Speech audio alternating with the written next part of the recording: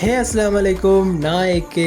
எல்லாருக்கும் happy new year. எல்லாருக்குமே எல்லாமே நல்லா நடக்கணும்னு சொல்லி ப்ரே பண்ணிக்கோங்க. எப்போவுமே சப்போர்ட் பண்ணாமல் இதுக்கு பிறகு நான் போகிற வீடியோ வரைக்கும் அதே சப்போர்ட்டை தாங்க. புதுசாக ட்ரை பண்ணுவோம் இந்த பெயிண்டிங்கை நான் பண்ணிக்கி.